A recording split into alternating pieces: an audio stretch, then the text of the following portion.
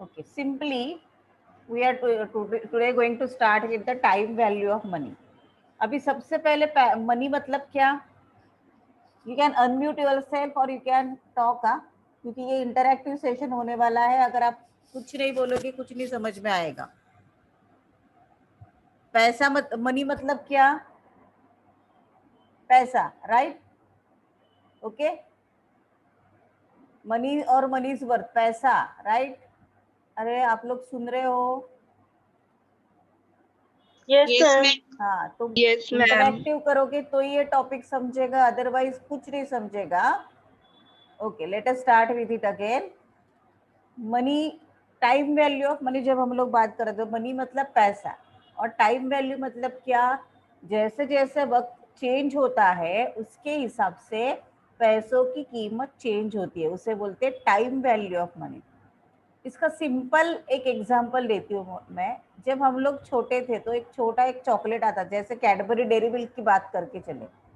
जब हम लोग छोटे थे तो इन 5 रुपीज, अभी आप जो 25 रुपीज का 25 में अभी आता भी है ये मालूम नहीं, 20 रुपीज का कैडबरी लेते हो ना, वो हमें 5 रुपीज में मिल जाता था. या अभी आप 40 रुपीज, 45 रुपीज, 60 रुपीज का वो सिल्क वगैरह लेते हो, वो जस्ट 10 या 15 रुपीज में मिल जाता था हम लोग को, जब हम लोग तुम्हारे एज के थे तभी, आवर कॉलेज डेज.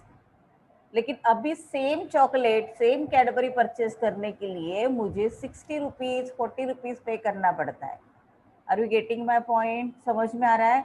यानी इसके हिसाब से क्या हो गया, वहां वो साल में 40 रुपीज का जो इम्पोर्टेंस है वो अभी कितना हो गया, उसी सेम चीज के लिए मुझे अभी कितना देना पड़ रहा है?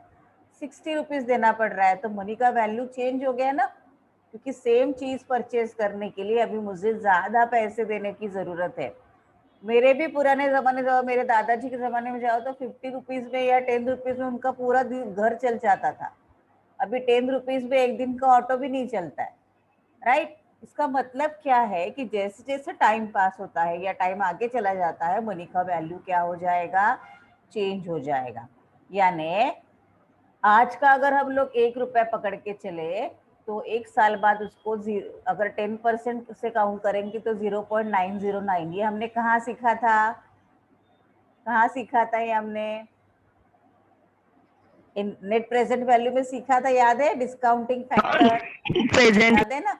हाँ, तो यही डिस्काउंटिंग फैक्टर कंसीडर करना है अपने को. हाँ, डिस्काउंटिंग फैक्टर सीखा था ना हमने. यानी क्या कि जो आज मैं 1 रुपया बोल रही हूँ उसका एक साल के बाद वैल्यू 1 रुपया नहीं रहेगा, क्योंकि जो चीज आज में जैसे एक पेन है जो आज मैं 2 रुपीज में परचेज कर सकती हूँ, तो आज मेरा मॉनेटरी वैल्यू हम लोग बोलते हैं 2 रुपए का 2 रुपया है.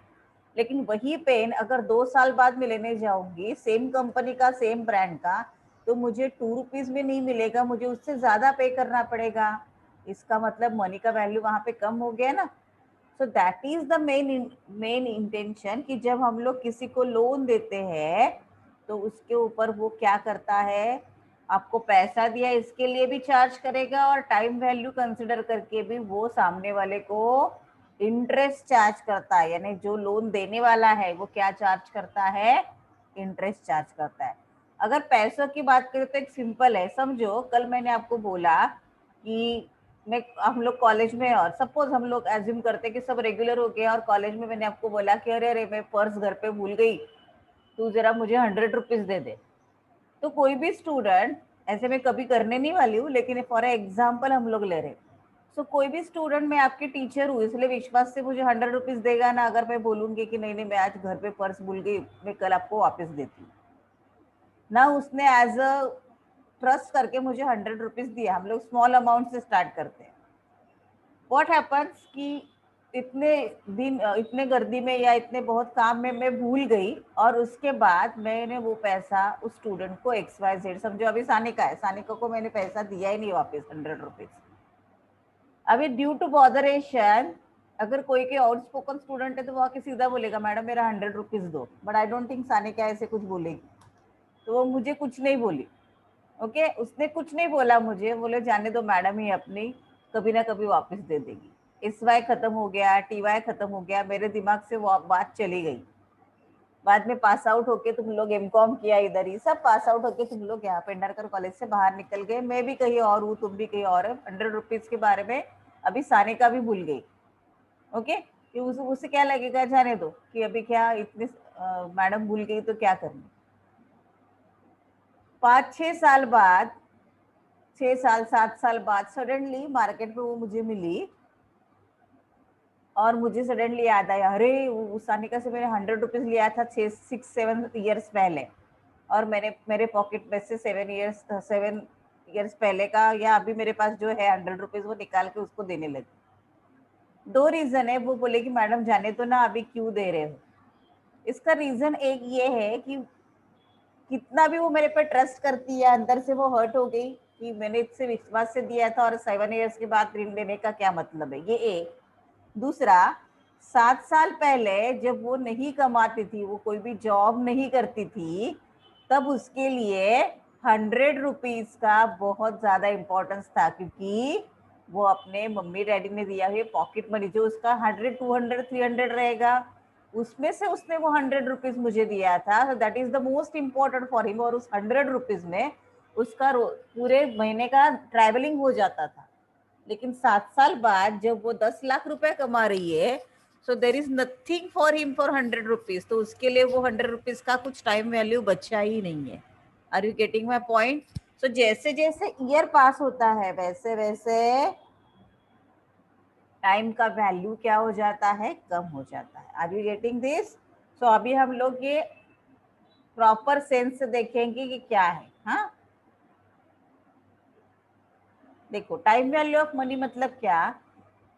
Money that is available at the present time is worth more than the same amount in the future। मतलब और एक सिंपल बात बताती हूँ, अगर मैंने आपको ऑप्शन दिया कि आज हम लोग कॉलेज में मिलने वाले, तो मैं आज सबको 100 रुपीज देती हूँ, ऐसे चलो तुम लोग को मेरे तरफ से पॉकेट मनी, ओके, 100 फिगर मुझे बहुत अच्छा लगता है, तो सब एग्जाम्पल में मेरा 100 रुपीज है। तो मैंने बोला कि आज मैं आपको 100 रुपीज देती हूँ, या यू विल वेट, जब हमारा कॉलेज खुलेगा तो मैं आपको 200 रुपीज देती हूँ। Now during this pandemic situation, all of you, तुम लोग क्या एक्सेप्ट करोगे? अगर वाइज डिसीजन लेना है तो मोस्टली स्टूडेंट क्या एक्सेप्ट करेंगे, कभी कॉलेज खुलेगा, कभी हमें 200 मिलेगा, जाने दो, अभी 100 रुपीज मिल रहा है ना, ले लो वही। सो और उसके बाद, उसके अलावा भी अगर मैंने आज, मेरा आज मूड है, मैं बोल रही हूँ 1 साल बाद या 1 महीने बाद जब कॉलेज खुलेगा, 1 साल बाद नहीं खुलेगा, जल्दी खुलेगा, जब भी कॉलेज खुलेगा तभी मेरा मन बदल गया तो मैं नहीं देने वाली पैसा। सो एक इम्पोर्टेंस ये है कि जो पैसा आज मिलने वाला है वो मुझे इमीडिएटली मिलेगा, और फ्यूचर से उसका वैल्यू भी ज्यादा रहेगा। 100 रुपीज मुझे आज मिलने वाले हैं और 100 रुपीज मुझे 5 ईयर्स के बाद मिलने वाले, इट मेक्स अ डिफरेंस, क्योंकि 100 रुपीज को आज बहुत ज्यादा वैल्यू है, वही वैल्यू 5 साल के बाद कम हो जाती है। So that's why time value of money क्या बोलता है कि प्रेजेंट में हमारे पास जो पैसा है, सेम अमाउंट को फ्यूचर से ज्यादा वैल्यू है। ओके, क्योंकि मनी में एक तो टाइम टाइम भी है, दूसरा और मनी में अर्निंग कैपेसिटी होती है, पोटेंशियल टू अर्न, क्योंकि जो 100 रुपीज मुझे अगर आज मिला तो 100 रुपीज में कहीं बिजनेस में लगा के उस पर बिजनेस करके और ज्यादा पैसा कमा सकती हूँ। 6 साल के बाद मुझे 110 रुपए भी दिया तो भी कुछ यूज नहीं, मुझे आज जरूरत है, तो आज अगर मुझे पैसा मिलता है तो उससे मैं कुछ बिजनेस करके 100 के ऊपर 6 साल में 200 भी कर सकती हूँ। सो उसे पोटेंशियल वैल्यू बोलते हैं। ओके, सो इसीलिए जब भी कोई पर्सन या कोई भी इंस्टीट्यूशन किसी दूसरे पर्सन को, इंस्टीट्यूशन को लोन देता है, तो ये टाइम वैल्यू कंसिडर करके उसके ऊपर इंटरेस्ट चार्ज किया जाता है। Got it? नाउ यहाँ पे उन्होंने नेट पे से लिया है तो डॉलर का एग्जांपल दिया है, हम लोग रुपीस का एग्जांपल ले सकते हैं। सो अभी यहाँ पे कंसेप्ट एक है प्रेजेंट मनी। प्रेजेंट मनी मतलब आज जो मेरे हाथ में पैसा है, यानी आज जो पैसा यूज करने वाले हैं वो।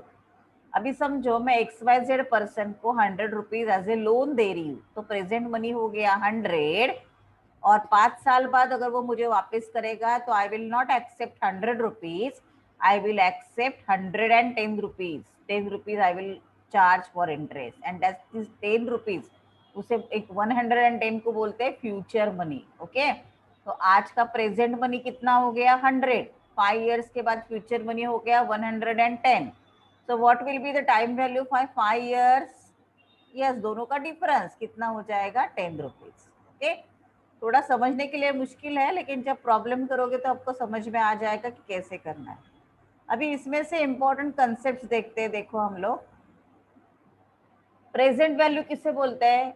जो करंट अमाउंट है. ओके, एट प्रेजेंट जो पैसे की कीमत है उसे बोलते हैं current starting amount. Future value मतलब एक स्पेसिफिक पीरियड दिया है, 1 year, 2 year, 5 years, उसके बाद विथ इंटरेस्ट कितना पैसा रिटर्न मिलने वाला है, कितना पैसा पे करना है, उसे बोलते हैं future value. Number of years यानी एन, कितने साल के लिए वो पैसा यूज होगा, कितने साल के लिए वो पैसा एज ए लोन दिया जाएगा, उसे बोलते हैं number of years. Okay, interest rate मतलब yearly, what will be the rate of interest yearly, yearly rate of interest क्या रहेगा. ओके, देन पेमेंट अमाउंट यानी हर साल, समझो 4 साल के लिए लोन लिया है तो हर साल लोन का इंस्टॉलमेंट क्या रहेगा. ओके, अभी इसके बाद हमें दो कंसेप्ट देखने हैं.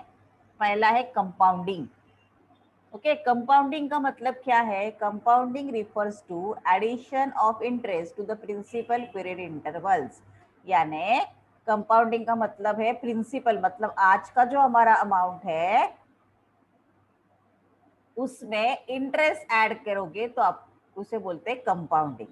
This process is continue till the end of final year. जब तक फाइनल ईयर कंप्लीट नहीं होता, मतलब 5 साल के लिए अगर है तो 5 साल तक ये प्रोसेस कंटिन्यू रहेगा. कैसे आएगा देखो, कंपाउंडिंग का फॉर्मूला क्या है, ये दिख रहा है आपको फॉर्मूला, ये देखो ये फॉर्मूला है आपका कंपाउंडिंग का. हाँ, a equal to P plus sorry a equal to P into bracket 1 plus I raise to n. अभी इसमें सिंपली आपको फॉर्मूला में अमाउंट डाल के प्रॉब्लम्स करने बाद में इसे क्या बोल रहे हैं हम लोग, कंपाउंडिंग बोल रहे हैं. क्या बोल रहे हैं? कंपाउंडिंग. फॉर्मूला देखो एक बार, कंपाउंडिंग का फॉर्मूला देखो एक बार, क्या है? a equal to P into bracket 1 plus I raise to n. That is the formula of compounding. थोड़ा बड़ा करके दिखाती हूँ मैं. See, this is the formula of compounding. Now in this formula a equal to principal amount plus total interest जो भी है वो, p equal to principal amount मतलब इनिशियल इन्वेस्टमेंट, i मतलब इंटरेस्ट रेट एंड n मतलब number of years. इसे बोलते हैं कंपाउंडिंग. अभी exactly opposite to compounding it is called as discounting. मतलब कंपाउंडिंग में हमने ए निकाला, डिस्काउंटिंग में हम लोग निकालते हैं पी. पी यानी प्रिंसिपल अमाउंट कैलकुलेट करना है तो डिस्काउंटिंग निकालते हैं हम लोग. कैसे फॉर्मूला आएगा देखो, सेम फॉर्मूला कंटिन्यू करके भी हम लोग कैलकुलेशन कर सकते हैं by the rule of mathematical rules use करके, या तो दूसरा फॉर्मूला डिस्काउंटिंग देखते हैं. Discounting is exactly opposite to compounding. यहाँ पे हमें प्रिंसिपल अमाउंट कैलकुलेट करना है. देखो ऊपर हमें ए यानी प्रिंसिपल पर प्लस इंटरेस्ट कैलकुलेट करना रहता है स्पेसिफिक ईयर्स के बाद. अभी डिस्काउंटिंग में आपको ए दिया हुआ है यानी 4 साल बाद आपको कितना पैसा मिलने वाला है वो दिया हुआ है, उसके ऊपर से आपको प्रिंसिपल अमाउंट कैलकुलेट करना है. ओके, अभी let us talk about the present value. Present value का फॉर्मूला क्या है? फॉर्मूला याद रखो, प्रॉब्लम के हिसाब से हम लोग फिर सीखते जाएंगे. Present value equal to future value into discounting factor. Okay, future value equal to PV equal to CF. ये हम लोग बाद में देखने वाले हैं. अभी डिस्काउंटिंग फैक्टर की अगर हम लोग बात करें तो मैंने आपको नेट प्रेजेंट वैल्यू जब हमने कैलकुलेट किया था तभी सिखाया था, याद है? अगर 10% डिस्काउंटिंग फैक्टर दिया है तो 10 अपॉन 100, फिर 10 अपॉन 1110, फिर जो अमाउंट आएगा उसको फिर से 1110 से डिवाइड करो. राइट, ये मैंने एक सिंपल कैलकुलेटिव फॉर्मूला दिया था, लेकिन अभी आपको यहाँ पे डिस्काउंटिंग का फैक्टर का प्रॉपर फॉर्मूला सीखना है. कैसे आएगा देखो, डिस्काउंटिंग फैक्टर का फॉर्मूला यहाँ पे दिखा रही हूँ मैं आपको अभी. Sorry,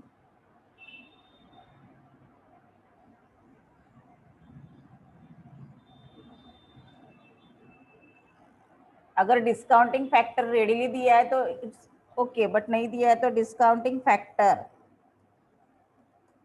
okay, so discounting factor का टेबल देखते हैं हम लोग, अभी कैलकुलेशन देखते हैं, सॉरी।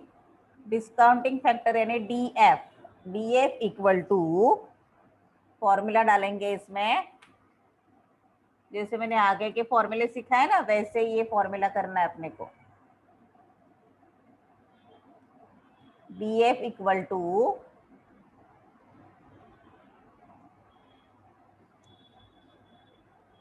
यहाँ पे आएगा आपका 1, थोड़ा नीचे ले लेती हूँ मैं, ये है आपका डिस्काउंटिंग फैक्टर का फॉर्मूला। डिस्काउंटिंग फैक्टर का फॉर्मूला है डीएफ इक्वल टू 1 अपॉन, अभी यहाँ पे और हमें फॉर्मूला चाहिए रेस टू वाला, ये 1 upon into bracket 1 plus R, 1 plus R bracket complete raise to N. ये फॉर्मूला है आपका डिस्काउंटिंग फैक्टर कैलकुलेट करने का, जहां पे DF equal to, yes, discounting factor, DF equal to discounting factor, then R equal to, small R चाहिए, हमने small are use किया है तो स्मॉल आर ही लेने का उधर, rate of interest, R equal to rate of interest, and n equal to how, what, yes, n equal to number of years। ये हो गया आपका डिस्काउंटिंग फैक्टर का। ओके, अभी सबसे पहले मुझे बोलो कि इसमें आपको कुछ डाउट है क्या? Okay, let us start with the first sum. An investor invest sum of rupees, okay, an investor invest sum of rupees,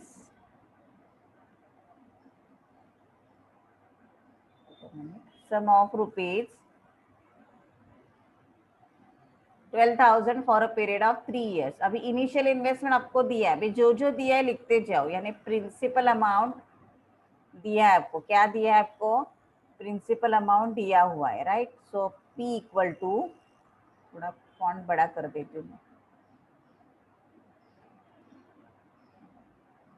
okay, जो दिया है वो हम लोग लिखते जाएंगे। पी दिया है आपको, P equal to principal amount दिया है, कितना इन्वेस्ट किया? 12,000। ओके, पीरियड दिया है यानी ये एन दिया होगा आपको, right, number of years N equal to 3 years, compounding interest, rate of interest दिया है यानी आर दिया है, हाउ मच? 10%। ओके, यहाँ तक समझ में आ रहा है? और how much money he get back at the end of 3 years, 3 साल के बाद जो पैसा मिलेगा तो वो इंटरेस्ट के साथ मिलेगा, इसलिए ए कैलकुलेट करना है मतलब आपको। ओके, अभी क्या क्या मालूम है आपको? पी मालूम है, एन मालूम है, आर मालूम है,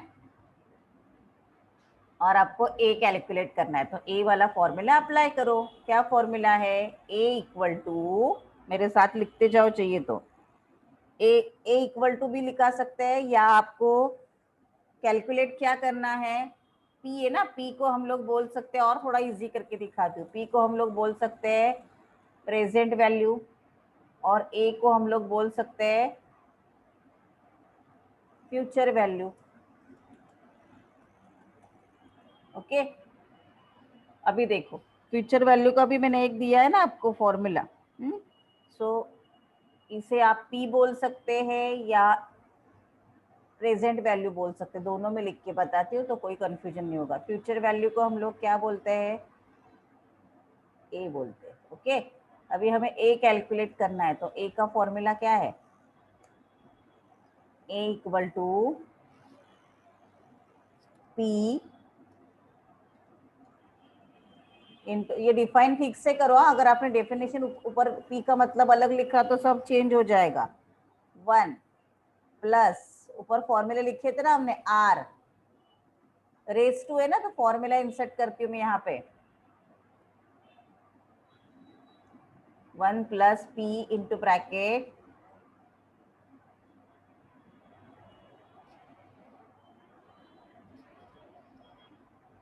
क्या है ना, p है ना इधर, हाँ, p इंटू ब्रैकेट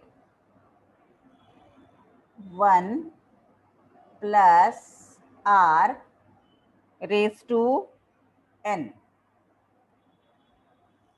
करेक्ट, ये फॉर्मूला है अपना, ये कुछ नहीं है, ये आपका फॉर्मूला है, a equal to p into bracket 1 plus r raise to n। अभी इसमें अमाउंट डालते जाओ, इक्वल टू प्रिंसिपल अमाउंट कितना है, यस 12,000, करेक्ट, फिर इसमें अमाउंट डालना है अपने को,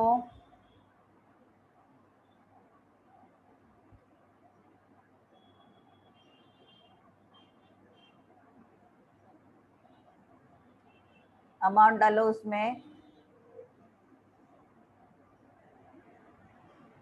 इंटू ब्रैकेट 1 प्लस, ओके, अभी ये 10% है ना, 10% मतलब क्या, 0.10, कैसे आया मैडम 0.10, 10 पर दिखाती हूँ मैं कैलकुलेट करके, वो भी 1 प्लस 0.10 रेज टू कितने साले, 3 साले।